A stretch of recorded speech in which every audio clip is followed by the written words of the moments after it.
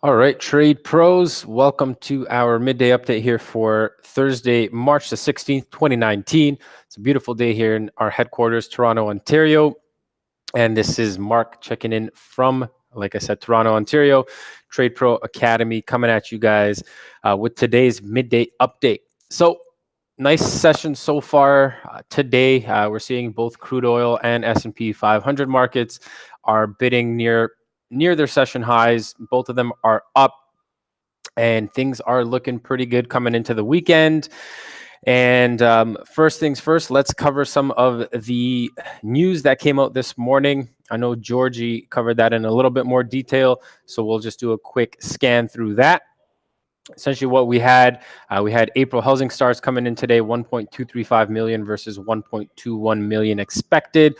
Building permits as well, 1.296 million versus 1.29 million expected. A couple of other numbers. We had the May Philadelphia Fed business outlook came in at 16.6 versus 9 expected. New orders came in at 11 versus 15.7 prior, and inventories came in at minus 4.6 versus 2.6 prior. Outside of that, we had initial jobless claims as well, 212,000 versus 220, and continuing claims 1.66 million versus 1.68 million.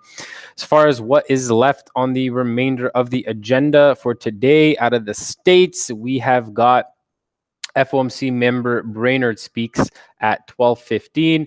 So shortly after this update, is scheduled as a medium impact event. So don't look for that to cause too much volatility in the markets.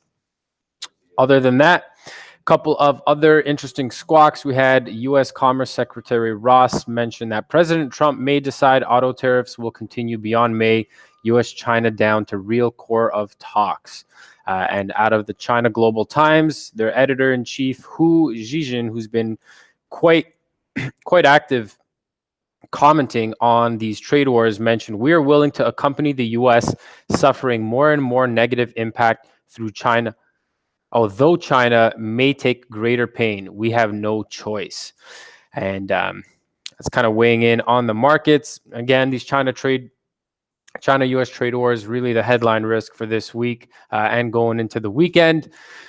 I can see right now on Bloomberg, we've got talks of White House escalates trade talks with China.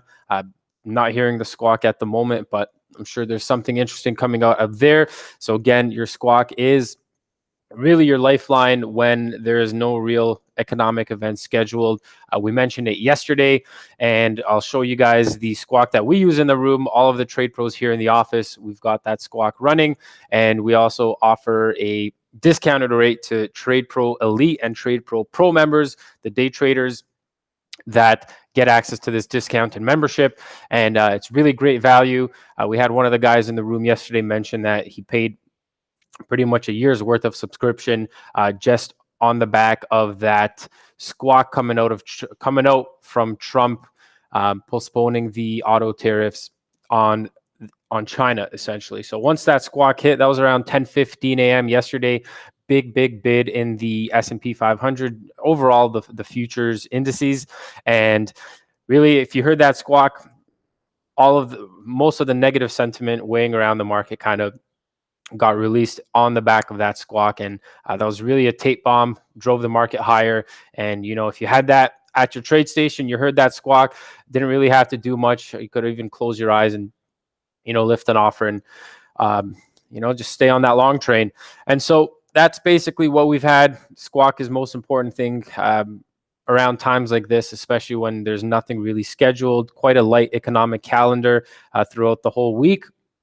A squawk can be your best friend. So now I'm done squawking about that squawk. Let me jump onto our charts here, get you guys some key levels, have a look at some of the market sentiment as far as the pivots are concerned, see where those markets are trading with regards to those. And then we'll jump on our range bar charts, take a quick peek at some of the levels, and we will go from there. So you guys should be seeing my screen now. This is my Sierra chart platform.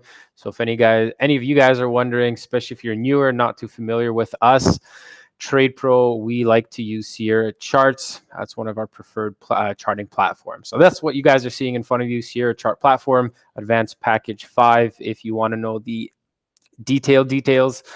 So now let's take a look at our quote board. ES futures trading around 1 million contracts, not as high volume as we've been seeing the last couple of days. 953,000 contracts have traded on the session so far. I think we were around 350,000 contracts coming into the US cash open. So I think last 2 days we were seeing easily over 1.2 million around this time. So we are still above average. Average has been around 750 to 800,000 contracts around this time over the last month or so. But over the last couple of days, we've been seeing around 1 million. So longer term, we are above average. Shorter term for the week, a little bit under, but this is still good volume. And you're also seeing a nice daily change percentage, up 1.2% from our previous day close at the 28.54. Now, if we take a look over at crude oil futures, we are trading 390,000 contracts on the session so far. So this is lighter than average volume. Like I said, we've been seeing around 450 to 500,000 contracts around this time of the day over the last couple of weeks, and we're seeing a little bit less than that. And crude, albeit it is up 1.2% from that previous day close, not that much as far as movement. We had one big buy stop run come in. What time was this? This was around 10 o'clock. We had a big buy stop run, and really from that buy stop run around that fizzled out around the 63.47s, I think it was, high 40s. We've just kind of been consolidating from there. So we're seeing up on the day, but you're seeing that lack of volume not giving us the most trend, not giving us much trending action. We had that big pop in the morning, and like I said, we're kind of consolidating that pop now. But overall, up 1.9% from your previous day close, and that previous day close came in at where did the previous day close come in at? I'm not seeing it, but we're up. We're up almost 2% from that level. So that's where we're at on the session so far. So lighter than average volume in crude, just about on average, higher end of the average here on the SPUs, both of them up on the session. So that's what we've got there. Now let's take a quick look at the sentiment. What can we get as far as the sentiment on the session so far? Well, you got your crude oil 1 hour chart here. And what you are seeing is that we are above our pivots, above our R1, and we are currently finding some resistance here at your R2. The R2 level comes in at 63.27. And if you guys follow along, yesterday I was mentioning that, if we get back above if we get back above that previous high here, where was that? That was around the pivot, or rather the R1. We were saying if we get back above that R1 and that 62.40 level, we could see a nice press back up into those 63s. Unfortunately, that didn't happen throughout the pit session. That came overnight. But when we came in this morning, crude hit an overnight high of 62.95, so just under that big 63 level, and caught a little bit of a sell-off off the pit open, but ultimately continued in the overall direction of the trend and printed a fresh high up around those 63.47s. So like I mentioned, we are above the R1, above the pivot, so we are bullish on the session. R2 is acting as resistance at the moment. Could see a potential press lower. Your range right now is really between that R2 and that R1. Your R1 coming at 62.70.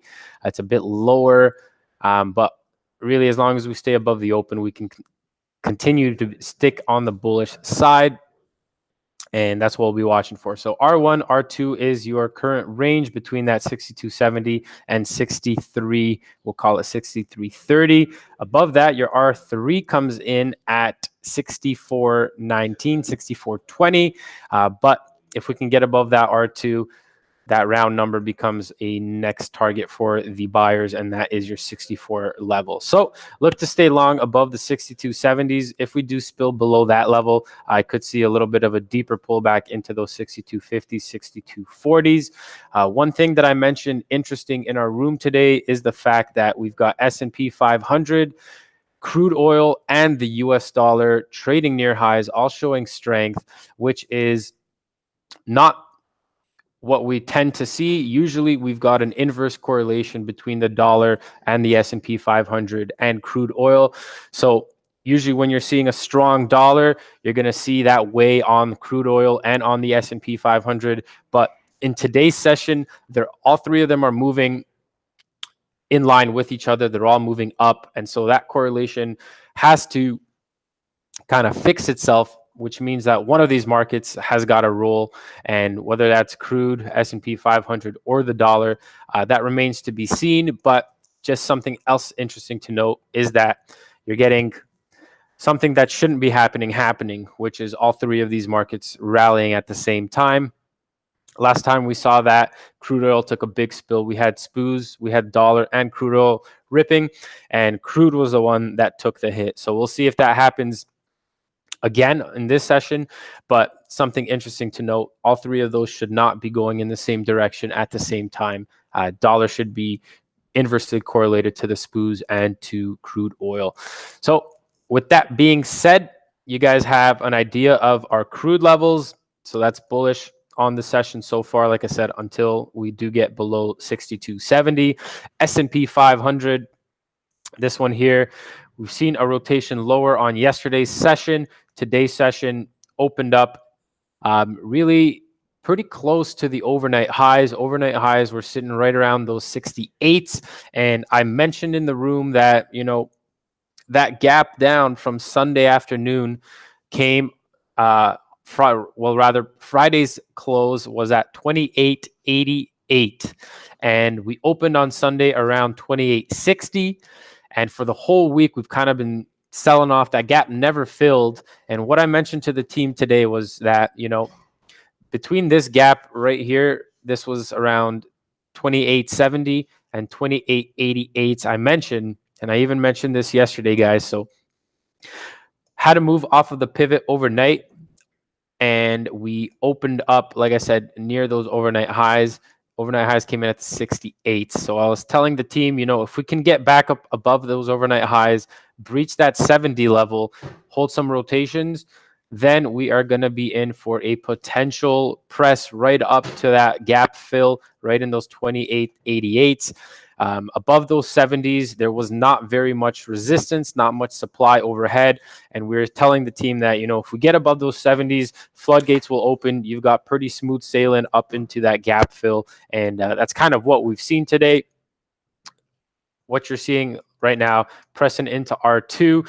So SPOOs and crude trading quite similarly in the sense that they're both at their R2 at the moment. SPOOs holding a couple of rotations here. This is an hourly chart, so each one of these bars represents one whole hour's worth of trading. And what you're seeing here is we've traded up into your R2. We've had one rotation that held, two rotations that held, and we're currently starting off that third hourly bar here, 12:15 at the moment. So another 45 minutes left for this one to form and to close. But you are seeing a battle here at your R2. That R2 is coming in around the 92.75. So nice level of resistance here. If we can press back above that, you can guess what your next level of resistance is going to be. That massive round number around the 2,900. That was a huge resistance back before that break to all-time highs. Now the market's traded back under it. So as we approach it from the downside, we're going to see whether the sellers will defend it or not.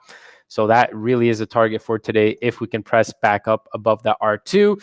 If not, that's fine. The market can kind of consolidate R2, give us a bit of a pullback here into the latter end of the session. And if you trade the overnight glowback session, you can look to pick that pullback up for a press back up into the 2,900. So that's kind of the levels we're watching for here.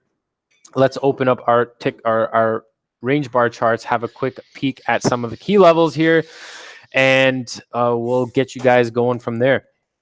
So again, overnight climbed up into that overnight high at the 62.95s and opened up at the 62.92s. So right near the overnight high, a little bit of a sell off on that front. And you just saw buyers absorbing that selling.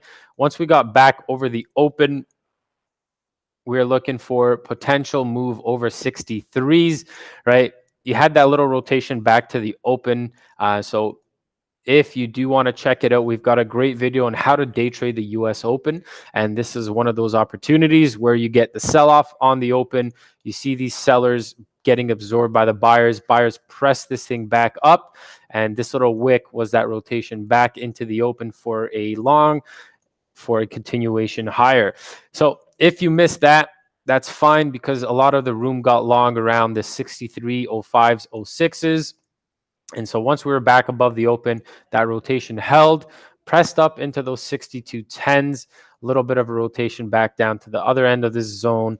That's where we were looking to pick it up. A couple of guys in the room picked it up around here, the 05s, 06s, rode that all the way up into the mid 40s after seeing some selling imbalances coming in and offers starting to step lower. So great little trade there. That was around 40 cents of profit on one lot, which means around $400 in the bank using a margin of $1,000. So good opportunities there on crude.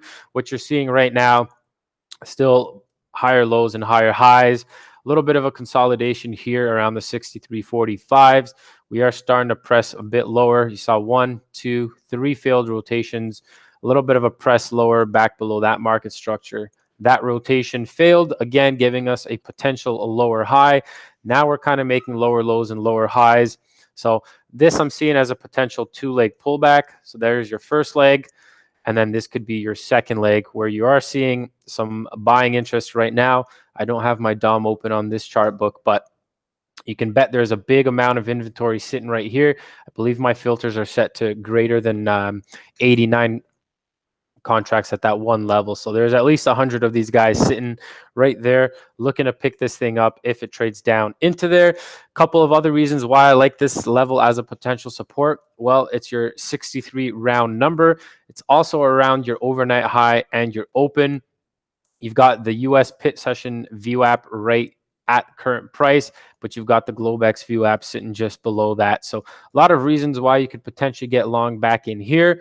And that is a level to look to do so between that 63 and really the 63 or 62.90s is a pretty nice level to start looking for that two-legged pullback to kind of fizzle out, for some buyers to start coming in, some consolidation, and then look to pick this thing up for another run higher to clear out these buy stops sitting right above this current session high. So that's what we're watching for here.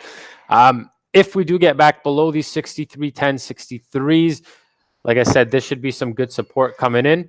Below that, we could see a press back down into the 62.50s, but the way the market's looking at the moment, upside is the right side. So you want to be buying dips until that is no longer the right thing to do.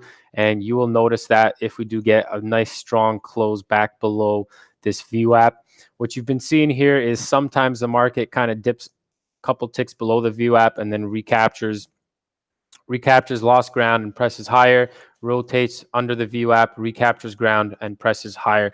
So that could be really your line in the sand trade. If it comes back into that VWAP, comes under it, breaks back above, holds it as support, you can look to pick that thing up. So that's ultimately what we're watching for here. Sellers are in control at the moment.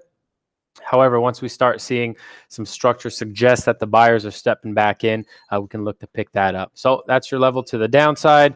Support level, this is your resistance level to the upside, 63.60s to those 63.70s. Above that, you've got 64 as your big round number. So that's what we've got on crude. Let's peek over at the S&P 500. So there's a nice condensed view, and I'm just going to condense this all the way back up so you can see the context of what happened this week so far.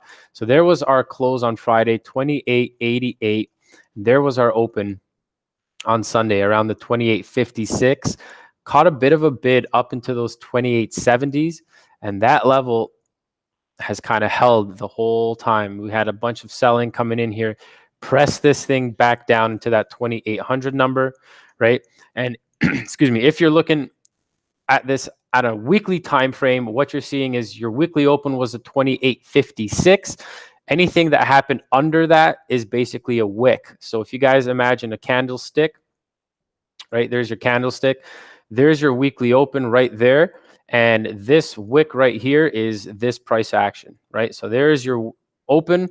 Anything that happens under it, that is your wick. And now the market is back above that wick. We've filled that gap now at the 28.88. Now we're ready for expansion. So if we are going to expand higher, this is the way it's going to look. A weekly candlestick, bullish weekly candlestick looks exactly like that. So we're back above the open now. We've got our wick in place. If this thing is going to continue ripping higher, we really should not get back below that weekly open, and we should make a press higher. And that's kind of what we're seeing on the session so far. That gap has filled.